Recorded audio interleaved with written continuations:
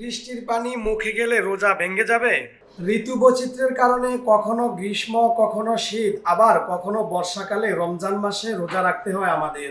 বর্ষাকালে রমজানের রোজা রাখলে যদি কোনোভাবে বৃষ্টির পানি মুখের ভিতর চলে যায়, তাহলে রোজার বিধান কি হবে? রোজা ভেঙে যাবে নাকি রোজা হয়ে যাবে? এ বিষয়ে ইসলামী আইন ও ফিকহ শাস্ত্রবিদরা বলেন, বৃষ্টির পানি যদি রোজাদারের গলায় চলে যায় তাহলে রোজা ভেঙে যাবে। এক্ষেত্রে রোজাটির কাজা করে নিতে হবে, তবে কাফফারা দিতে হবে না।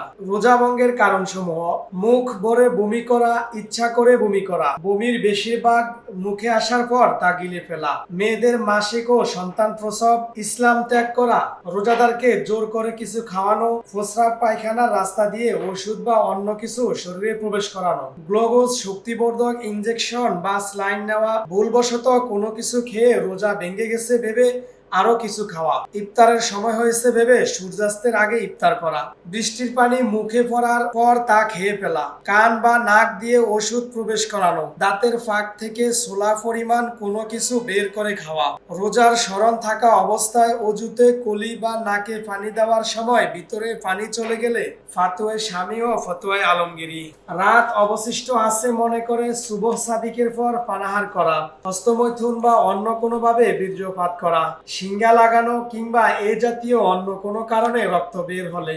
এই কারণগুলো ছাড়াও এমন কিছু কাজ আছে যা করলে রোজা ভঙ্গ হবে না, তবে রোজার পূর্ণ সওয়াব পাওয়া যাবে না, বরং রোজা মাকরুহ হয়ে যাবে। রোজার পূর্ণ সওয়াব অর্জন করতে অন্যান্য আমল ঠিক রাখার পাশাপাশি অশ্লীল কাজ, পাপাচার, সুদ, ঘুষ, হারাম পানাহার, অন্যের হক নষ্ট করা, ওজনে কম দেওয়া সহ সকল প্রকার পাপ কাজ থেকে নিজেকে বিরত রাখতে হবে।